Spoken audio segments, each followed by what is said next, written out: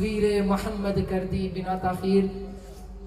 اس مجلس کے خصوصی خطاب کے لیے میں بانی میلاد ہاؤس قاری طلعت شریف صاحب سے گزارش کرتا ہوں کہ وہ تشریف لائیں اور اپنے علم سے ہم سب کے دلوں میں ایمان کی روشنی کو جلا بخشیں۔ میں ان کا اسٹوڈنٹ ہوں تو میں اپنے خود کے لیے ایک بات یوں کہوں کہ یہ دولت نعت نے کیا کیا دیا ہے مجھے۔ ابھی مجاہد چشتی صاحب ترنم میں پڑھ رہے تھے، میں شاعرانہ انداز میں پڑھتا ہوں، فرق بس وہی ہے کہ ان کا الگ لہجہ ہے، میرا الگ لہجہ ہے، مگر بات آقا کریم کی کرنی ہے۔ یہ دولت نعت نے کیا کیا دیا ہے مجھے، راہ نجات پہ چلنا سکھا دیا ہے مجھے، اور یہ شغل نعت نے ذکر نبی کی برکت سے یہ بڑے بڑوں کی صفوں میں بٹھا دیا ہے مجھے۔ یہ شغل نعت نے ذکر نبی کی برکت سے بڑے بڑوں کی صفوں میں بٹھا دیا ہے مجھے۔ میں گزارش کرتا ہوں قاری طلعت شریف صاحب کو اور ان کا استقبال نعرے کے ساتھ کریں۔ نعرہ تکبیر، نعرہ رسالت، آمد مصطفیٰ، آمد مصطفیٰ، نعرہ حیدری۔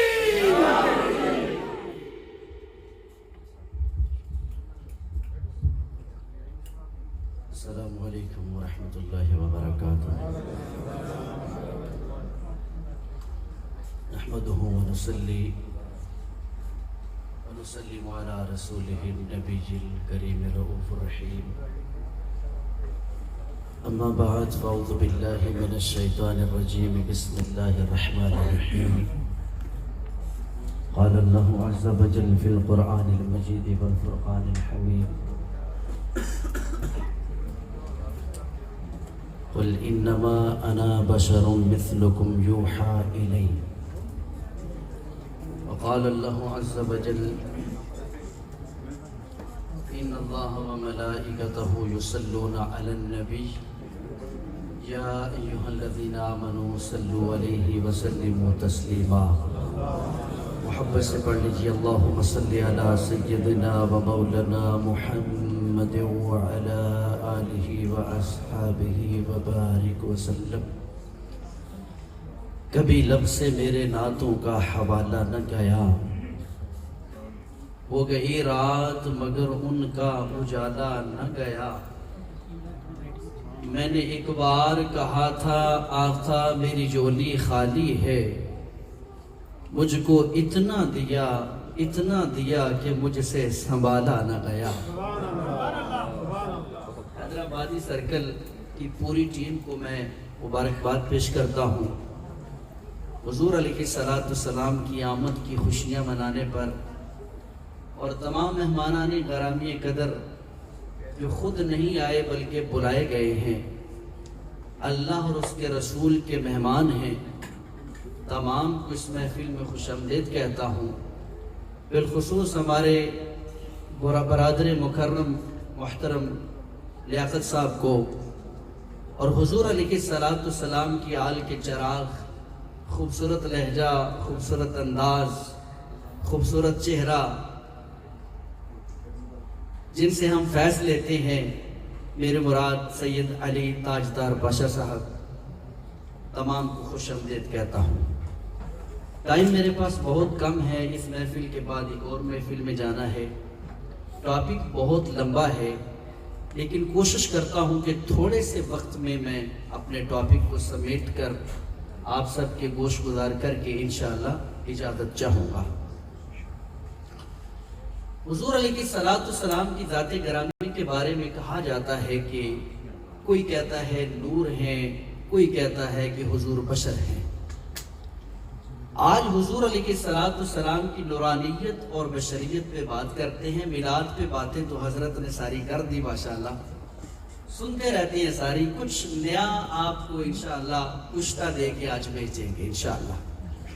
سب سے پہلے یہ سمجھنا ہے کہ ہر الفاظ کا متضاد ہوتا ہے، ہر چیز کا عکس ہوتا ہے۔ توجہ رکھیے گا غور سے، بڑے ثقیل الفاظ ہیں اور دھیان سے سمجھیے گا۔ ہر چیز کا کوئی نہ کوئی عکس ہوتا ہے، ہر اصل کی کوئی نہ کوئی نقل ہوتی ہے تو حضور علیہ کی صلوات و سلام کی ذات گرامی کو سامنے رکھ کر یہ کہنا کہ آپ نور ہیں یا بشر ہیں، یہ سوال سرے سے بنتا ہی نہیں، کیونکہ بشر کی ضد جو ہے وہ ملک ہے، فرشتہ۔ بشر کی ضد کیا ہے؟ سارے بولیے، بشر کی ضد ہے فرشتہ۔ اس کی مثال یوں دیتا ہوں کہ جب زلیخا حضرت یوسف علیہ السلام کے حسن پر قربان ہو گئی نا، اپنی عزت کو داغدار کر دیا، تو عورتوں نے، مصر کی عورتوں نے تانا دیا کہ تو ایک غلام پر عاشق ہو گئی۔ جب یہ تانا سنا تو اسے کسی نے مشورہ دیا کہ ایسا کرو کہ جو حسن تو نے دیکھا ہے ذرا ان کو بھی دکھا دو، جو حسن تو نے دیکھا ہے ذرا ان کو بھی دکھا دو۔ تو آپ نے واقعہ سنا، ٹائم میرے پاس مختصر ہے، چھریاں ہاتھ میں دی، سیب دیے، کہا جب ادھر یوسف گزرے اس کی جھلک کو دیکھتے ہی اس سیب کو کاٹنا ہے، جھلک کو دیکھتے ہی سیب کو کاٹنا ہے۔ یوسف علیہ السلام ہمیشہ پردہ رکھتے تھے، جب دروازے سے انٹری کی، عورتوں کے سامنے سے گزرنے لگے، جب اپنے چہرے سے نقاب ہٹایا، پردہ اٹھایا، عورتوں نے جب یوسف علیہ السلام کا حسن دیکھا، جب حسن دیکھا تو بجائے سیب کاٹنے کے سب نے اپنی انگلیاں کاٹنے کے بعد کیا کہا؟ کہا کہ خدا کی قسم ہے یہ تو کوئی بشر لگتا ہی نہیں ہے، یہ تو کوئی فرشتہ لگتا ہے۔ بشر کی ضد بن گیا ملک، فرشتہ۔ اب حضور علیہ السلام کی ذات کو سامنے رکھ کے پیمانوں میں تولنے والوں، حضور علیہ السلام کی جو بشریت ہے اور حضور کی نورانیت، یہ تو سوال ہی نہیں بنتا۔ نور کا عکس بنتا ہے ظلمت، نور کا عکس بنتا ہے ظلمت، کہا جاتا ہے اندھیرے کو۔ تو کیا معاذ اللہ کوئی حضور علیہ السلام کو کہہ سکتا ہے کہ آپ نور ہیں اور معاذ اللہ ظلمت ہیں؟ ارے وہ تو ظلمت کو ختم کرنے آئے تھے، وہ تو ظلمت کے گٹا ٹوپ اندھیروں سے ہم جیسے گناہگاروں کو نکال کر ارے نور میں لا کے کھڑا کرنے آئے تھے۔ تم ابھی نور اور بشر کی رت میں پڑے ہو۔ آگے چلتے، جب بھی فرشتے کو انسانی شکل میں زمین پر بھیجا گیا، موسیٰ علیہ السلام کا واقعہ، موسیٰ علیہ السلام کے پاس جب حضرت اسرائیل تشریف لائے علیہ السلام، کہا چلو جی رب بلا رہا ہے، موت کا وقت ہوا چاہتا ہے۔ تو فرشتوں کی آنکھ تو نہیں ہوتی نا، بولیے سر، کیوں جی آنکھ ہوتی ہے فرشتوں کی؟ ساری چپ۔ فرشتوں کی آنکھ ہماری طرح نہیں ہوتی، فرشتے دیکھتے ہیں لیکن یہ بشری آنکھ ان کی نہیں ہوتی، ان کی نورانی آنکھ ہوتی۔ سیدنا موسیٰ علیہ السلام نے جب یہ سنا نا تو تھپڑ مارا، لاڈلے نبی تھے، تھوڑے سخت طبیعت والے تھے، آنکھ باہر نکلی، ہاتھ پر رکھی، رب کے پاس گئے، کہا مولا کس کے پاس بھیجا ہے جو مرنا پسند ہی نہیں کرتا؟ آنکھ نکال دی۔ اب رب نے یہ نہیں کہا کہ ہاں یہ کیوں کیا اس نے، میں تو مالک ہوں، میں تو خالق ہوں، میں جب چاہے کسی کو بلا سکتا ہوں، نہیں، یہ رب نے نہیں کہا۔ جب انبیاء کی، اس کے اولیاء کی بات آتی ہے تو رب موت کا نام نکال کر کہتا ہے ارجعی الی ربک، واپس اپنے رب کے پاس آ جاؤ۔ سمجھ آئی؟ تو یہاں جو ملک الموت فرشتہ تھا وہ کون سی شکل میں آیا؟ شکل بشریت میں۔ سمجھ آئی بات کی؟ تو بشر کی ضد بنتا ہے ملک اور نور کی ضد بنتا ہے ظلمت۔ آج کے بعد کبھی اس جھگڑے میں مت پڑنا کہ حضور بشر ہیں یا نور ہیں۔ آئیے اس ٹاپک پر آگے بڑھتا ہوں. حضور علیہ السلام کی ذات پاک کو جو بشر نہیں مانتا وہ بھی کافر ہے. جو بشر نہیں مانتا وہ بھی کافر ہے، اور جو حضور کو نور نہیں مانتا وہ بھی کافر ہے. جو نور نہیں مانتا وہ بھی کافر ہے، کیونکہ قرآن کہتا ہے قد جاءکم من اللہ نور و کتاب مبین. تحقیق یہ کہ تمہارے پاس بے شکل مصطفیٰ نور مصطفیٰ آ گیا، اور تمہارے پاس قرآن پاک مبین روشن کتاب آ گئی. قرآن نے حضور علیہ السلام کو نور کہا. احادیث کا میرے پاس بہت بڑا ذخیرہ ہے کہ ایک ایک حدیث حضور علیہ السلام کی نورانیت کی ترجمانی کرتی ہے. میرے پاس ٹائم نہیں، آگے چلتا. حضور علیہ السلام آدم علیہ السلام سے لے کر ہر نبی کو ان کی قوم نے کہا کہ آپ تو دیکھنے میں ہمارے جیسے بشر ہیں. بولے ہمارے جیسے. اور بشر کیسے ہمیں ہدایت دے سکتا ہے؟ بشر کیسے ہمیں ہدایت دے سکتا ہے؟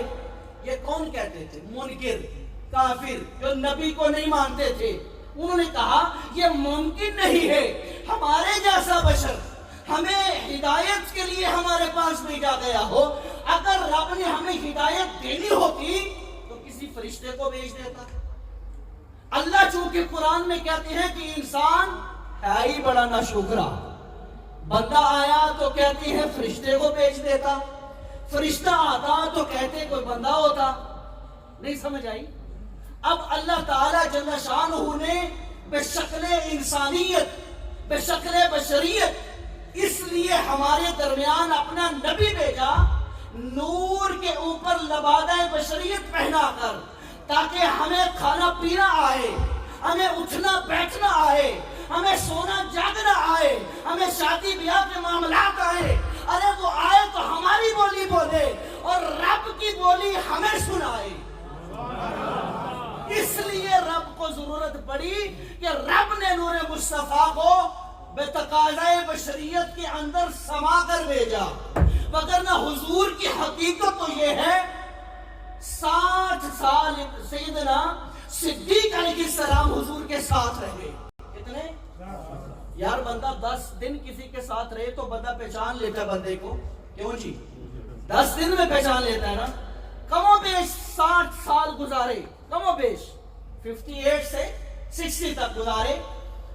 ایک دن کہا کہ حضور خدا کی قسم میں آپ کی حقیقت کو نہیں جان سکا. جنہوں نے پوری زندگی حضور سے فیض لیا، حضور کے پاس رہے، ارے جن کی گود میں مصطفیٰ نے آرام فرمایا، جن کا آنسو حضور کے چہرے پہ ٹپکا، جو یار غار اور یار مزار ہے، وہ کہتے ہیں میں نہیں پہچان سکتا تو آج کا ملا کیسے پہچان لے گا؟ تو حضور نے فرمایا صدیق میری حقیقت کو میرے خدا کے سوا کوئی نہیں جانتا. کوئی نہیں جانتا میری حقیقت کو میرے خدا کے سوا. آگے چلتے ہیں. اب حضور علیہ السلام کو بشر بشر کہنے کی رٹ جو کافر لوگ تھے نا، آپ تو ہمارے جیسے بشر ہیں، آپ تو ہمارے جیسے بشر ہیں، ان کو جواب خدا نے دیا بزبان مصطفیٰ. کہا اے نبی ان سے کہہ دو قل انما انا بشر مثلکم. دیکھنے میں آپ ان سے کہہ دیجئے. اب رب نہیں کہہ رہا، رب کہلوا رہا ہے. رب کو تو حضور کے مقام کا پتہ ہے، رب کہلوا رہا ہے. حبیب آپ فرما دیجئے قل آپ کہیں ان کو انا بشر مثلکم. دیکھنے میں ظاہری شکل میں تمہارے جیسا لگتا ہوں. نہیں سمجھے؟ اب اس قرآن کے حصے میں یہ تو کہیں نہیں لکھا کہ نبی ان کو یہ کہہ دیں کہ تم میرے جیسے ہو. نہیں سمجھے؟ حضور کو رب نے کہا ان کو کہو کہ دیکھنے میں تمہارے جیسا ہوں. ایک فرق تو یہاں ظاہر ہو گیا کہ حضور نے کہا میں، رب جس کو چاہے جو کہلوا دے، یہ رب کی طاقتیں ہیں. دیکھنے میں تمہارے جیسا ہوں. فرق کیا ہے؟